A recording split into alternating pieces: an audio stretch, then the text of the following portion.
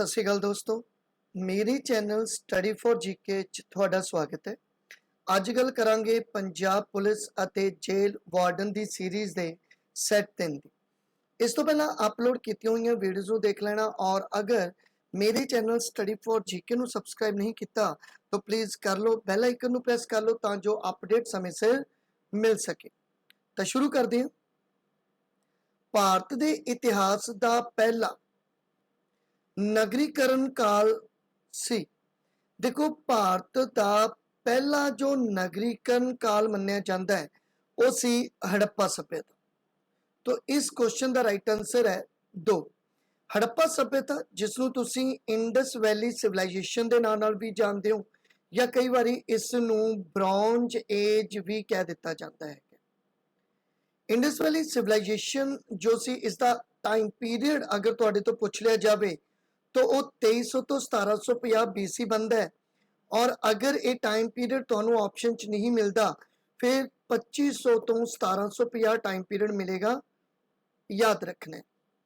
और इसकी खुदाई कदों हुई तो 1921-22 दे विच इसकी खुदाई हुंदी है सर जॉन मार्शल दे अंडर। सर जॉन मार्शल ये उस समय दे आर्कोलॉजिकली डिपार्टमेंट दे हेड सन और इन्हां दे समय जो खुदाई की गई तो जो फर्स्ट साइट मिली वो सानू मिली हड़प्पा।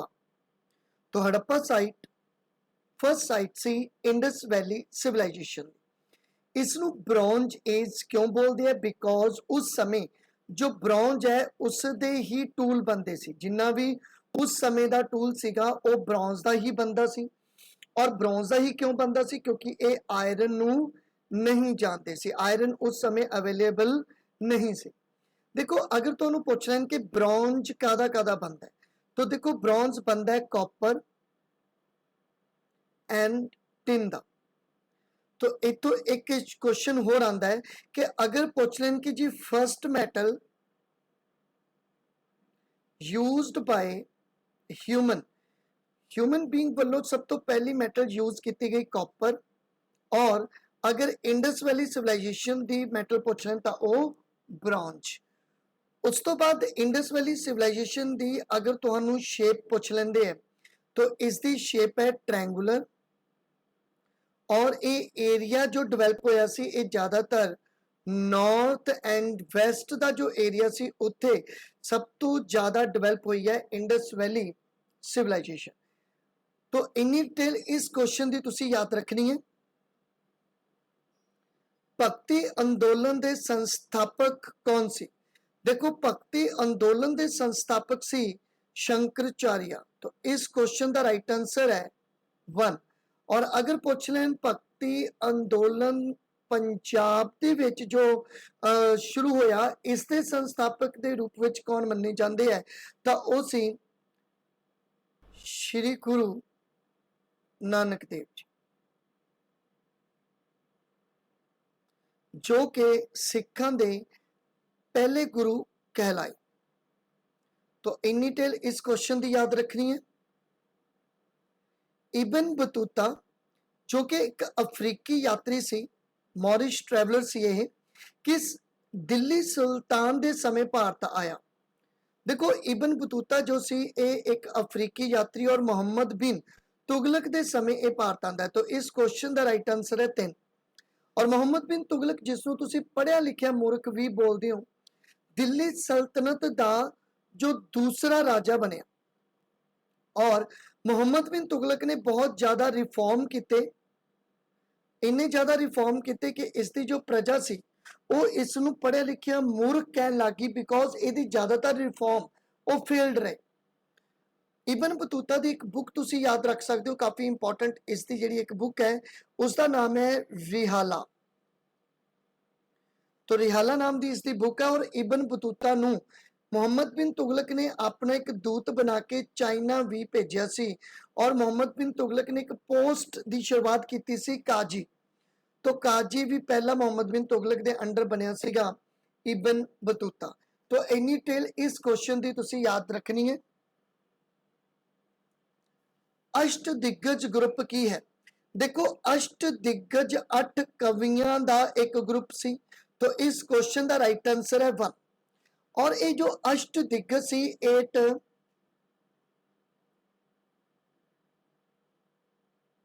तेलुगु स्कॉलर्स था, या कह सकते हैं कि पोइट्स का एक ग्रुप सी जो कि विजयनगर साम्राज्य दे विच कृष्ण देव राय दे दरबार दे विच एक ग्रुप तुहानूं देखण नूं मिलदा है। मतलब कृष्ण देव राय जो विजयनगर साम्राज्य का राजा सी, उसके दरबार विच ये 8 तेलुगु स्कॉलर्स का एक ग्रुप सी जिसनूं तुसीं अष्ट दिग्गज के नाम नाल जानते हो। देखो इस दे नाल मिलदा जुलदा अगर क्वेश्चन आ जाए कि 8 अमीरां दा ग्रुप, 8 जो मतलब अमीर मिनिस्टर सी उन्हां दा ग्रुप, ते इल्तुतमिश इल्तुतमिश दिल्ली सल्तनत का सलेब डायनेस्टी का राजा, और इस दे दरबार दे विच भी 8 जो सी वो मिनिस्टर का एक ग्रुप सी जिसनूं चालीसा या चाला गनी के नाम नाल जानिया जाता है। तो इल्तुतमिश के समय बहुत ज़्यादा साम्राज्य जो सीगा वो डिवेलप हो गया सी, जिस करके उस साम्राज्य को कंट्रोल करने के लिए इल्तुतमिश ने इन 40 मिनिस्टर्स अमीरां की नियुक्ति की। लेकिन इन्हां जो चालीसा नूं खत्म किने किया, चालीसा का जो ग्रुप सी इसनूं खत्म किने किया, तो याद रखियो इसनूं खत्म किया सी बलबन ने। तो इन्नी टेल इस क्वेश्चन की याद रख लो। शिवाजी का जन्म किस किले विच हुंदा है? देखो शिवाजी का जन्म होया सी 1627 दे विच, और इसका जो जन्म हुंदा है शिवाजी का वो हुंदा है शिवनेरी के किले दे विच। शिवनेर का किला सी, और एक किला तुहानूं पूना दे विच देखण नूं मिलेगा। तो उत्थे शिवाजी का जन्म हुंदा है 1627 विच, और इन्हां दी डेथ हुंदी है 1680 दे विच। और शिवाजी दे फादर का नाम, देखो शिवाजी दे जो फादर सन उन्हां दा नाम सी शाहजी भोंसले, और इन्हां दी जो माता सी माता का नाम सी जीजा बाई। इत्थे तुसीं ये याद रखो कि शिवाजी दे 2 गुरु भी होए हैं जिन्हां दा सब तो ज़्यादा प्रभाव शिवाजी ते रहा। एक सीगे ब्राह्मण दादा जी कौंडदेव, और दूसरे सी गुरु समरा रामदास। ठीक है, तो रामदास, तो ये 2 गुरु सी। कहते ने कि शिवाजी ते उन्हां दी माता जीजाबाई जी का भी बहुत ज़्यादा प्रभाव जिहड़ा है वो रहा। और शिवाजी ने जो एक टाइटल छत्रपति शिवाजी जो एक्सैप्ट किया सी, ये किस तो किया सी? तो उस समय एक पंडित सीगे, तो उन्हां दा नाम सी गंग भट्ट। तो गंग भट्ट पंडित जिन्हां तो इन्हां ने जो सीगा वो छत्रपति शिवाजी का टाइटल लिता सी। तो इन्नी टेल इस क्वेश्चन की याद रखनी है। सीमांत गांधी किस नूं कहा जाता है? देखो सीमांत गांधी या फ्रंटियर गांधी के नाम नाल जानिया जाता है खान अब्दुल गफार खान। तो खान अब्दुल गफार खान जिन्हां नूं फ्रंटियर गांधी के नाम नाल भी जानिया जाता है। 1929 दे विच इन्हां ने एक मूवमेंट चलाई सी जिसनूं बोलते ने खुदाई खिदमतगार। तो इन्नी टेल इस क्वेश्चन की याद रखो। भारत का नेपोलियन किस नूं कहा जाता है? देखो भारत का नेपोलियन कहा जाता है समुद्रगुप्त नूं। तो इस क्वेश्चन का राइट आंसर है 1। और समुद्रगुप्त जो है एक गुप्ता डायनेस्टी का सब तो मोस्ट इंपोर्टेंट राजा रहा। और गुप्ता डायनेस्टी के अगर तुहानूं फाउंडर पूछ लें तो वो सी श्रीगुप्त। और समुद्रगुप्त नूं ये जो भारत का नेपोलियन क्या है किसने किया? तो अगर पूछने तो याद रखियो VA स्मिथ ने इस नूं भारत का नेपोलियन क्या सी। और इसके लिए एक बुक भी लिखी गई जिसनों बोलते हैं प्रयागा प्रशिष्टि। और ये प्रयागा प्रशिष्टि हरी सेना ने लिखी सी। और ये प्रयागा प्रशिष्टि जो बुक लिखी है ये संस्कृत दे विच लिखी गई बुक है, ये भी तुसी याद रख सकते हो।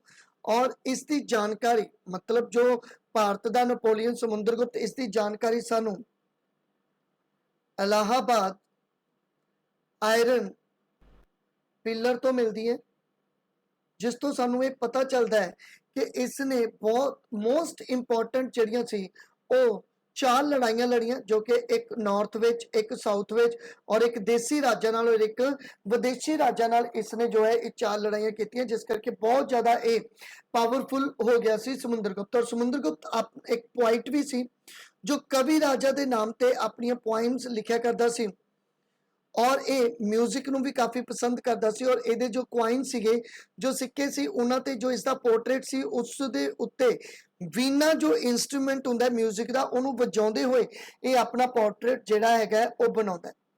तो भारत का नपोलियन किया जाता है समुंदर गुप्त ਨੂੰ। देखो इत्थे चंद्रगुप्त दूजा की गल करिए तो यह भी काफ़ी इंपॉर्टेंट रहा। चंद्रगुप्त विक्रमादित्य भी इन्हों बोलिया जाता है और इसके दरबार के 9 रतन सीगे। और अगर पूछन कालीदास जो 9 रत्नों के शुमार है तो ये जो कालीदास है ये किसके दरबार का कवि सी, तो चंद्रगुप्त टू के दरबार का ही ये कवि सी। कुमार गुप्त की इंपॉर्टेंट गल ये हो सकती है कि कुमार गुप्त ने जो नालंदा यूनिवर्सिटी है,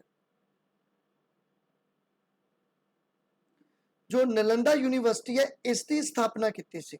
तो जो नालंदा यूनिवर्सिटी है उसकी स्थापना की सी कुमार गुप्त ने। चंद्रगुप्त टू का तुसी याद रखियो कि इसके दरबार में 9 रतन सी। कालीदास इसके दरबार का ही एक राइटर सी। और समुंदरगुप्त जिसनों भारत का नपोलियन किया जाता है। और श्रीगुप्त जिन्हों का टाइटल सी महाराजा, इसका टाइटल भी याद रख सकते हो तुसी, इसका टाइटल सी महाराजा। और ये टाइटल श्रीगुप्त को दिता गया सी क्योंकि उस समय श्रीगुप्त कुशाना के अंडर काम करता सी। तो ये भी याद रख सकते हैं कि गुप्ता डायनेस्टी जो सी कि समंती के रूप में काम करती रही है, तो कुशाना के अंडर एक काम करती रही है। तो इस क्वेश्चन का राइट आंसर है 1। सत्यशोधक समाज की स्थापना किसने की?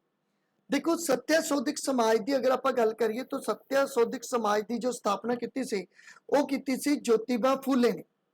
तो इस क्वेश्चन का जो राइट आंसर है ये है 3। और कदों की सी? तो 1873 दे विच ज्योतिबा फूले ने सत्यशोधक समाज की स्थापना की सी। देखो कुछ होर भी संस्थावां जो तुहानूं पता होनी चाहिए, ਜਿਹੜੀਆਂ कि एक है अपने कोले ब्रह्मो समाज। ये सब नूं पता ही है। ब्रह्मो समाज की स्थापना 1828 ਦੇ ਵਿੱਚ ਕੀਤੀ ਜਾਂਦੀ ਹੈ। और किस दे ਵੱਲੋਂ ਕੀਤੀ ਜਾਂਦੀ है? तो याद रखियो राजा राम मोहन राय ਵੱਲੋਂ। तो राजा राम मोहन राय ਵੱਲੋਂ ये स्थापना की गई सी। और इसकी जो स्थापना हुई सी वो ज़्यादातर सती प्रैक्टिस नूं रोकण दे लई स्थापना की गई सी। उस तो बाद तुसीं याद रख सकते हो आर्या समाज। तो देखो आर्या जो समाज है इसकी जो स्थापना हुई सी 1875 दे विच हुई सी। और इसकी जो स्थापना की सी ये की सी दयानंद सरस्वती। उस तो बाद प्रार्थना समाज, ये भी काफ़ी पूछा जाता है। तो प्रार्थना समाज की गल करिए तो प्रार्थना समाज 1867 ਦੇ ਵਿੱਚ ਇਸ ਦੀ ਸਥਾਪਨਾ ਹੁੰਦੀ ਹੈ। और इसकी स्थापना जो की सी वो की सी आत्माराम पांडुरंग ने। उस तो बाद रामकृष्ण मिशन।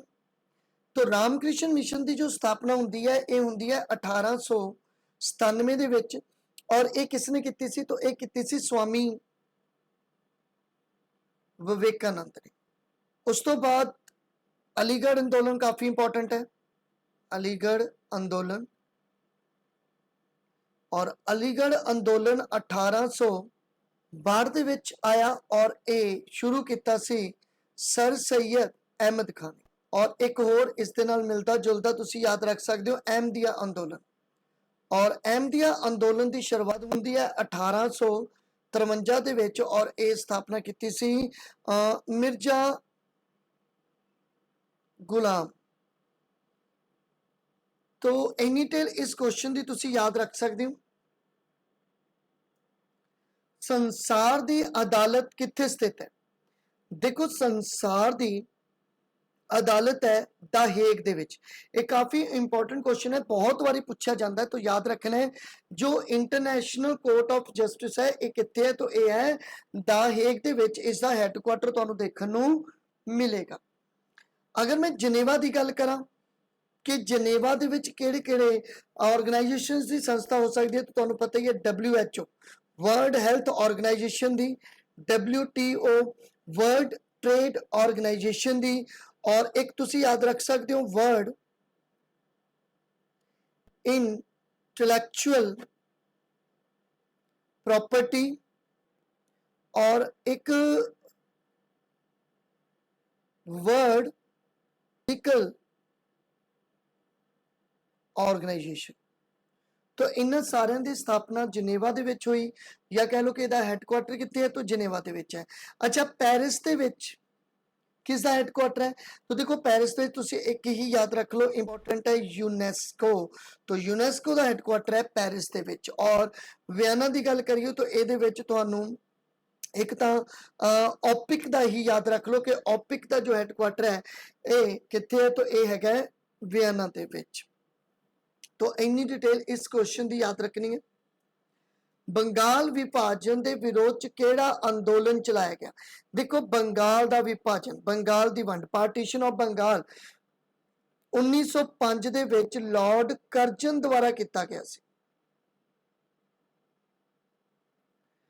और इहदा जो मेन कारण दस्या गया सी, वो दस्या गया सी जो इसका कारण है वो है एडमिनिस्ट्रेशन, कि भाई एडमिनिस्ट्रेशन दे करके असी, क्योंकि जो प्रशासन है वो तो इसका जो एक बहुत बड़ा एक प्रोविंसेस है, तो इसका काम ठीक तरीके नाल नहीं किया जाता, इस करके असी इसनूं डिवाइड कर रहे हैं। हालांकि जो इसका मेन रीजन सी वो पोलीटिकल सी, और पोलीटिकल रीजन दे विच तुसीं ये कह सकते हो कि भाई हिंदू और मुसलमानों को इन्होंने अलग किया सी, तो बंगाल की वंड हुई सी। तो ये पूरी डेट भी तुसी याद रख सकते हो, 16 अक्तूबर 1905 दे विच, और 16 अक्तूबर को मॉर्निंग का डे भी मनाया जाता है, शोक का दिन भी मनाया जाता है। आप बहुत बारी ये पढ़ चुके हैं, आप क्वेश्चन कर चुके हैं। हुण बंगाल विभाजन के विरोध में दो अंदोलन चले सीगे, एक चलिया सी बंग भंग अंदोलन, और दूसरा अंदोलन चलिया सीगा स्वदेशी मूवमेंट। तो इत्थे जो क्वेश्चन बनेगा वो तुहाडा बनेगा स्वदेशी मूवमेंट। तो स्वदेशी मूवमेंट जिहड़ा सीगा वो चलाया गया सीगा 1905 विच, मतलब स्वदेशी मूवमेंट जिहड़ा है वो चलता है। अगर तुहानूं पुछ लैण कि सिविल नाफरमानी अंदोलन, जिसनूं तुसीं सिविल डिसोबीडेंट मूवमेंट बोलते हो, ये कदों चलिया? तो 1930 दे विच ये शुरू हुंदा है। भारत छड्डो अंदोलन सब नूं पता है 1942 दे विच ये आया सीगा। और अगर तुहानूं पुछ लैण कि स्वदेशी अंदोलन जिहड़ा सीगा वो कदों, तो 1905 दे विच है। और अगर पुछ लैण असहयोग अंदोलन जिन्होंने तुसीं नॉन कॉरपोरेशन मूवमेंट बोलते हो, तो 1920 दे विच ये आया, जलियांवाले बाग दे हत्याकांड दे विरोध दे विच असहयोग अंदोलन जिहड़ा सी वो शुरू किया गया सीगा। इत्थे तुसीं याद रख सकते हो कि बंगाल की वंड के विरोध विच बहुत सारे जो हिंदू मुसलमान सीगे और नंगे पैरी गंगा के किनारे ते इकट्ठे हुंदे है, जो पैट्रियट सॉन्ग गाते हैं उत्थे, और रक्षा बंधन भी उत्थे जिहड़ा हैगा ये मनाया गया सी। तो इन्नी डिटेल इस क्वेश्चन की याद रखनी है। दोनों सदनों की सांझी बैठक की प्रधानगी कौन करता है?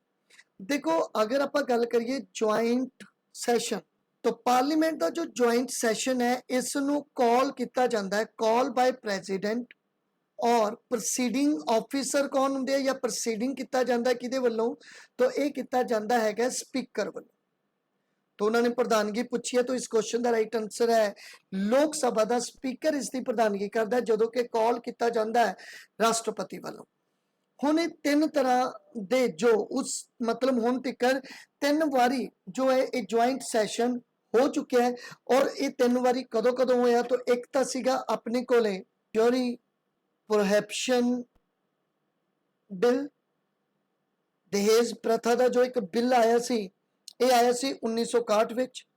फिर दूसरी बारी ज्वाइंट सैशन बुलाया गया सीगा बैंकिंग सर्विस दे अंडर एक बिल आंदा है, बैंकिंग सर्विस कमीशन, इहदे लई ज्वाइंट सैशन बुलाया गया सीगा। ठीक है, रिपील बिल सीगा, तुसीं याद रख सकते हो थोड़ा। और ये बिल आया सी 1978 दे विच। उस तो बाद एक पोटा का बिल आया सीगा, और ये बिल आया सीगा 2002 दे विच। तो ये तीन ऐसे बिल सी जिन्हां ते ज्वाइंट सैशन जिहड़ा सीगा वो बुलाया गया सी राष्ट्रपति वालों, और इसकी जो प्रधानगी की जाती है ज्वाइंट सैशन की वो लोक सभा के स्पीकर वालों की जाती है। और लोक सभा के speaker Om Birla. UNO day कदों मनाया जाता है? देखो यूएनओ डे जो मनाया जाता है ये मनाया जाता है 24 अक्तूबर को। तो इस क्वेश्चन का राइट आंसर है 3। काफी इंपॉर्टेंट क्वेश्चन है तो याद रखना है। ਹੁਣ अगर ਤੁਹਾਨੂੰ ਪੁੱਛ ਲੈਣ ਕਿ 7 ਅਪ੍ਰੈਲ ਦਾ ਜੋ ਦਿਨ ਹੈ ਇਹ ਕਾਹਦੇ ਲਈ ਮਨਾਇਆ ਜਾਂਦਾ ਹੈ, ਤਾਂ ਇਹ ਮਨਾਇਆ ਜਾਂਦਾ ਹੈ ਵਰਲਡ ਹੈਲਥ ਡੇ ਦੇ ਰੂਪ ਵਿੱਚ। ਔਰ 14 ਮਈ ਦਾ ਜੋ ਦਿਨ ਹੈ 14 ਮਈ, तो 14 मई का दिन ਜਿਹੜਾ ਇਹ ਮਨਾਇਆ ਜਾਂਦਾ ਹੈ ਵਰਲਡ ट्रेड डे ਦੇ रूप ਵਿੱਚ। और 26 जनवरी का जो दिन मनाया जाता है ये मनाया जाता है वर्ल्ड कस्टम डे ਦੇ रूप ਵਿੱਚ। तो इन्नी टेल इस क्वेश्चन की तुसी याद रखनी है। ਭਾਰਤੀ ਸੰਵਿਧਾਨ ਦੀ ਪ੍ਰਸਤਾਵਨਾ ਵਿੱਚ ਪਹਿਲੀ ਵਾਰ ਸੰਸ਼ੋਧਨ ਕਦੋਂ ਕੀਤਾ ਗਿਆ? ਕਾਫੀ ਇੰਪੋਰਟੈਂਟ क्वेश्चन है कि ਪ੍ਰੈਂਬਲ ਦੇ ਵਿੱਚ जो सब तो पहला अमेंडमेंट हुई वो कदों हुई? देखो 42nd अमेंडमेंट हुई है और ये 42nd जो अमेंडमेंट हुई सी ये हुई सी 1976 ਦੇ ਵਿੱਚ। और इस अमेंडमेंट ਦੇ ਵਿੱਚ 3 न्यू शब्द इनकलूड किए गए ਸੀਗੇ ਪ੍ਰੈਂਬਲ ਦੇ ਵਿੱਚ। ਕਾਫੀ ਵਾਰੀ ਆਪਾਂ पढ़ चुके हैं कि सैकुलर सोशलिस्ट इंटीग्रिटी वर्गे शब्द इनकलूड किए गए सी प्रस्तावना दे विच। और ये 1976 में सब तो पहला 42वीं अमेंडमेंट होंदी है प्रैंबल दे विच जो है ये संशोधन किया जाता है। तो इन्नी टेल इस क्वेश्चन की याद रखनी है। मौलिक अधिकार किहड़े देश तो ले गए है? देखो मौलिक अधिकारां की गल करिए तो फंडामेंटल राइट्स पार्ट 3 ਦੇ ਵਿੱਚ ਦਰਜ। और इसे पार्ट 3 ਨੂੰ मैग्ना कार्टा बोलिया जाता साडे संविधान का, जिहदे विच मौलिक अधिकार इनकलूड है। और ये मौलिक अधिकार जिहड़े है सानू 6 मौलिक अधिकार मिले हैं। स्टार्टिंग च 7 मिले सी और प्रॉपर्टी का राइट जिहड़ा सीगा ओह कढ के लीगल राइट बना दिता गया सी। तो मौलिक अधिकार असी किहड़े देश तो लिते? तो ये लिते है असी अमेरिका तो इस क्वेश्चन का राइट आंसर है 4। और अगर पूछ लें रूस जो उस समय यूएसएसआर सी इतों असी की लिता? तो यूएसएसआर तो असी फंडामेंटल ड्यूटीज लितियां जो हुण 11 फंडामेंटल ड्यूटीज है साड़ियां। और आयरलैंड तो असी की लिता? देखो आयरलैंड तो असी जो है वो DPSP का कॉन्सैप्ट लिता है, director principle of state policy, मतलब ड्यूटीज ऑफ गवर्नमेंट दी जो ड्यूटीज होंदियां उन्होंने डील करता है आयरलैंड। वो मतलब कॉन्सैप्ट असी अपने इंडिया च लैके आंदा है आयरलैंड तो। देखो इंग्लैंड तो की कुछ लिता है? तो इंग्लैंड तो असी पहला तो तुसी याद रखना है कि पार्लीमेंट्री फॉर्म ऑफ गवर्नमेंट, ठीक है, ये असी जो मतलब कॉन्सैप्ट है ये असी इंग्लैंड तो लिता है। और दूसरा असी सिंगल सिटीजन सिंगल सिटीजनशिप का कॉन्सैप्ट असी जिहड़ा है वो भी इंग्लैंड तो ही लिता है। अगर अमेरिका की गल करिए तो इस तो भी काफ़ी कुछ लिता है। एक तो हो गया मौलिक मतलब फंडामेंटल राइट हो गया एक तो। उस तो बाद जुडिशियल रिव्यू, फिर आपां इह तो लिता कि प्रेजिडेंट जो है वो हैड हुंदा है 3 सेनावां दा, ठीक है, जो आर्मी हुंदी है, जो नेवल हुंदा है और जो एयरफोर्स होंगी है। तो 3 सेनावां दा हैड कौन हुंदा है? प्रेजिडेंट। एक कॉन्सैप्ट असी कित्थों लिता? ये असी अमेरिका तो एक कॉन्सैप्ट जिहड़ा हैगा ओह लिता हैगा। और एक इंपॉर्टेंट कि राष्ट्रपति नूं चुनन दे लई जो इलैक्टोरल कॉलेज का गठन किया जाता है, ये भी कॉन्सैप्ट असी अमेरिका तो ही बोरो किया है। तो इन्नी टेल तुसी याद रख लेनी है कि किहड़े-किहड़े सोर्सेज है जो असी किसी दूसरे देश तो लैके अपने देश के संविधान दे विच इनकलूड किते हैं। भारतीय संविधान के किस भाग मुताबिक भारत की राजभाषा हिंदी है? देखो जो भारतीय संविधान का भाग है भाग 17, इस दे विच ये मैंशन किया गया है कि जो भारत की राजभाषा है, ठीक है, वो हिंदी है। तो इस क्वेश्चन का राइट आंसर है 1। और ये तुसी याद रख सकते हो कि भाग 17 दे विच जो आर्टिकल डील करते हैं ये 343 तो लैके 351 तक का आर्टिकल जिहड़ा है वो डील करता है। तो इस क्वेश्चन का राइट आंसर है 1। लोक सभा अते राज विधान सभा दियां सीटां दी संख्या 2026 तक कोई बदलाव नहीं किया जाएगा, किहड़े संशोधन ने किया? देखो लोक सभा ते राज सभा दियां जो सीटां जो इलैक्शन हुंदे आ, ਉਹ इलैक्शन जो है ਇਹ 1971 ਦੀ ਜੋ ਪਾਪੂਲੇਸ਼ਨ ਸੀਗੀ, ਜੋ ਉਸ ਸਮੇਂ ਦੀ ਪਾਪੂਲੇਸ਼ਨ ਸੀ, ਉਸ ਦੇ ਆਧਾਰ ਤੇ ਹੀ ਮਤਲਬ ਕਰਵਾਏ ਜਾਂਦੇ ਆ। ਮਤਲਬ ਤੁਸੀਂ ਇਹ ਕਹਿ ਸਕਦੇ ਹੋ ਕਿ ਜੋ ਬੇਸ ਈਅਰ ਹੈ ਉਹ 1971 ਹੈ। तो इस दे विच बदलाव करके पहला 2022 तक इसनूं इनक्रीज किया गया सीगा कि 2022 तक जो साडा बेस ईयर रहेगा 1971 रहेगा, लेकिन हुण इस दे विच बदलाव करके 2026 तक इस दी जिहड़ी म्याद है वो इनक्रीज जिहड़ी है वो कर दित्ती गई है। तो किहड़े अमेंडमेंट द्वारा इनक्रीज कीती तुसीं तो याद रख सकते हो, 84वीं अमेंडमेंट द्वारा ये इनक्रीज की है। तो इस क्वेश्चन का राइट आंसर है 1। हुण अगर तुहानूं 91वां कॉन्स्टिट्यूशन पुछना तो इंपॉर्टेंट है, तो ये तुसीं याद रख सकते हो कि जो कौंसल ऑफ मिनिस्टर बनते हैं, जो मिनिस्टर बनते हैं कौंसल दे, वो लोक सभा के किन्ने % मैंबर मिनिस्ट्री लेंदे हैं। तो याद रखियो 15% तो ज़्यादा मैंबर जिहड़े हैगे आ वो कौंसल दे विच नहीं जा सकते। 91 अमेंडमेंट हुई सीगी, उहदे अकॉर्डिंग मतलब ये किया गया। 86वीं अमेंडमेंट जो 2002 ਦੇ ਵਿੱਚ ਸੀ, ਇਹਦੇ ਵਿੱਚ जो अमेंडमेंट ਕੀਤੀ ਸੀ ਉਹ ਦਿੱਤਾ ਸੀ राइट टू एजुकेशन। तो राइट टू एजुकेशन जो दिता गया है 86वीं अमेंडमेंट 2002 द्वारा इसनूं फंडामेंटल राइट बनाया गया सीगा कि 0 ਤੋਂ 14 साल के बच्चों ਨੂੰ जो मुफ्त सिक्ख्या देनी है वो राइट टू एजुकेशन दे विच आऊगी। तो इस क्वेश्चन का राइट आंसर 1। भारतीय संविधान की 8वीं अनुसूची विच किन्नियां भाषावां नूं मानता दित्ती गई है। तो देखो किन्नियां भाषावां नूं मानता दित्ती गई है, तो ये दित्ती गई है 22 भाषावां नूं। तो टोटल 22 भाषावां नूं मानता मिली है। और ये भी तुसीं याद रख लियो कि 8वीं अनुसूची ये काफ़ी इंपॉर्टेंट है।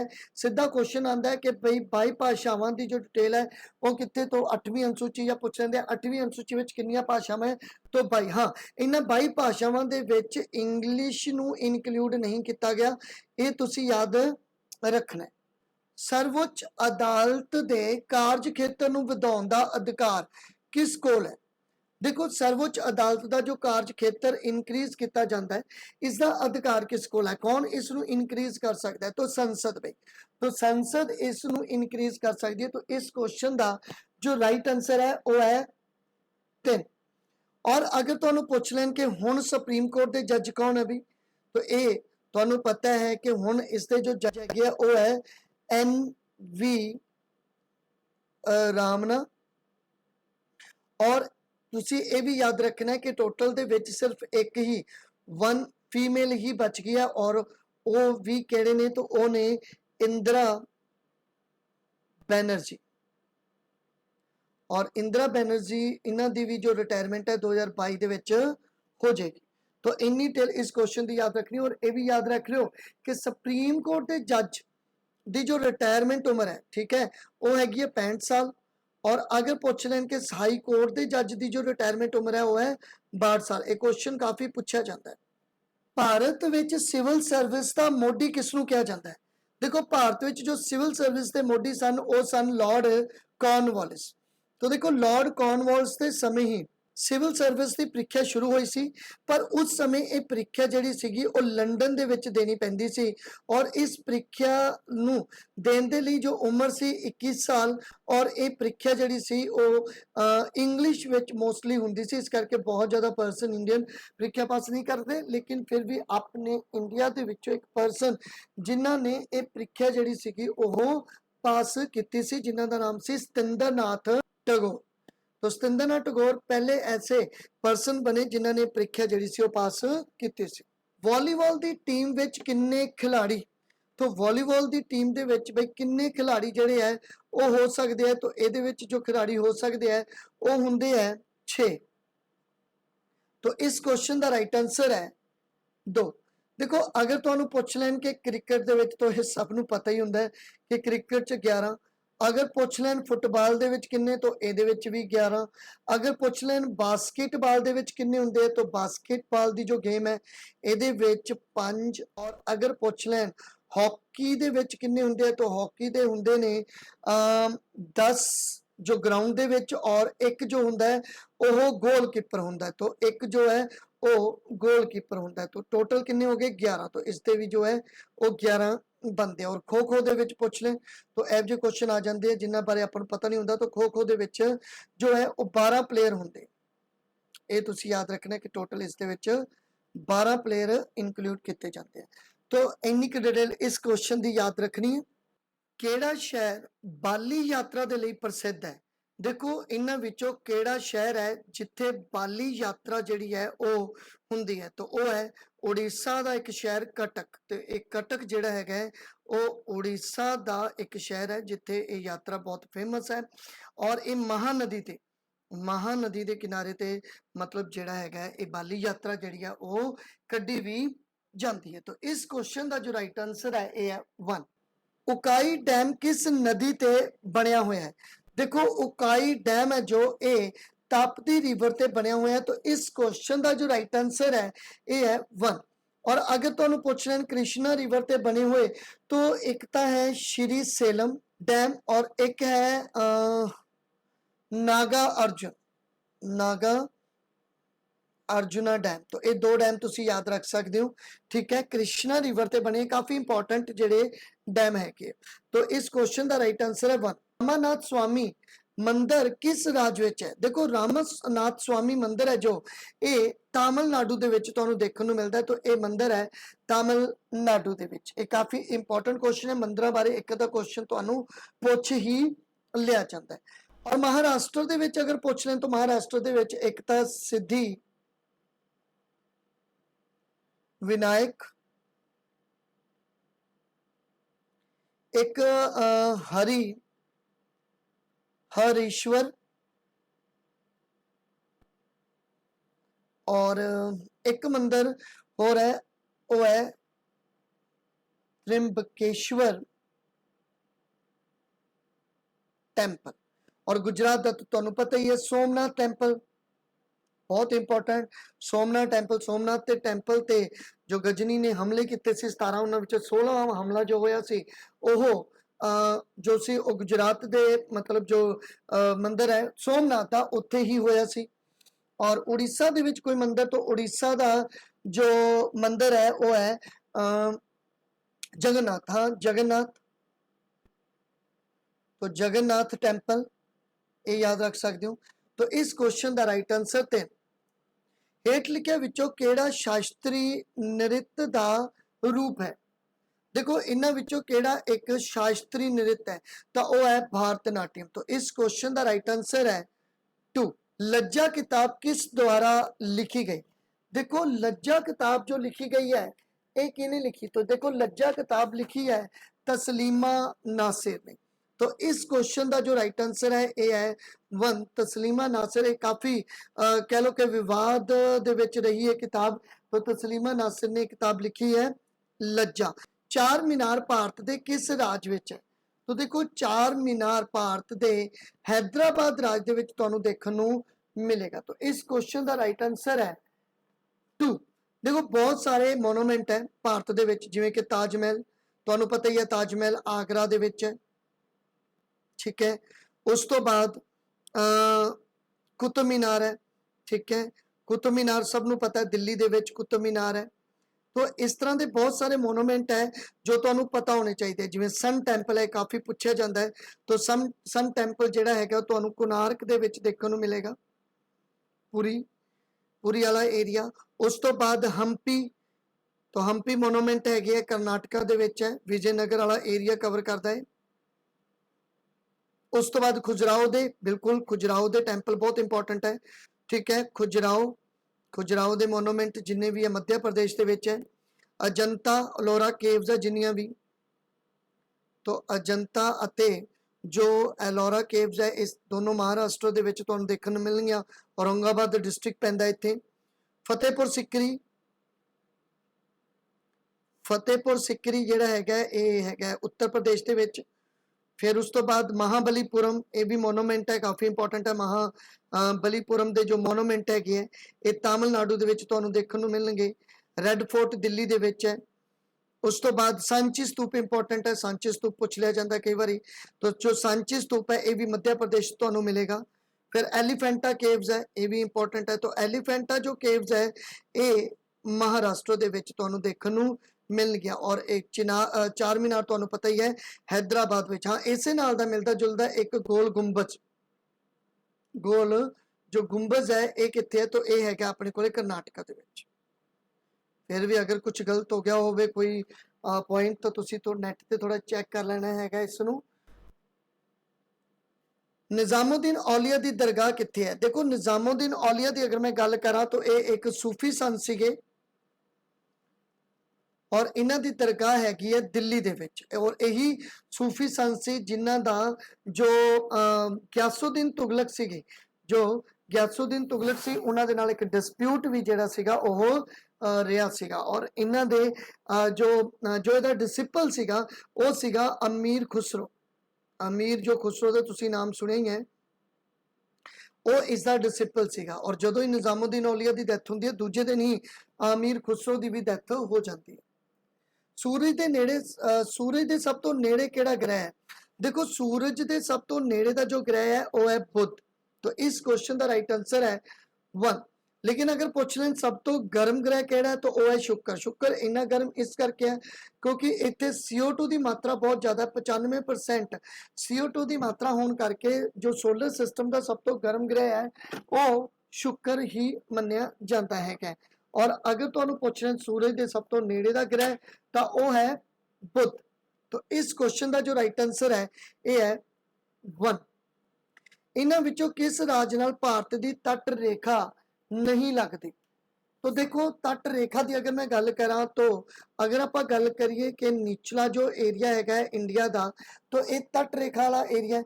तो इस तट रेखा ते केड़ा ऐसा स्टेट है जो नहीं आता? तो तुसी पहला यही देख लो कि किन्ने आते हैं। तो टोटल 9 स्टेट की जो हद लगती है वो इत्थे लगती है। पहली गुजरात, और ये भी क्वेश्चन इंपॉर्टेंट है कि सब तो ज्यादा जो तट रेखा है वो गुजरात की है, ये भी तुसी याद रख लेना है। और फिर दूसरा है महाराष्ट्र, फिर आ गया अपने कोले गोवा, फिर आ गया अपने कोले कर्नाटका, फिर आ गया अपने कोले केरला। ये तो सी इधर। तो ये भी आप याद रख सकते हैं कि भाई जो अरब सी दे वली जो मतलब स्टेट की जो बाउंड्री लगती है तट रेखा लगती है वो किन्ने नाल लगती है? तो 5 स्टेट नाल लगती है। और इधर लगती है जो बे ऑफ बंगाल है तो 4 स्टेट नाल लगती है बे ऑफ बंगाल की हद। तो केड़े केड़े है वो भी आप देख लेने हैं। एक है अपने कोले तमिलनाडु, एक है अपने कोले आंध्र प्रदेश, और एक है उड़ीसा, और एक है अपने कोले वेस्ट बंगाल।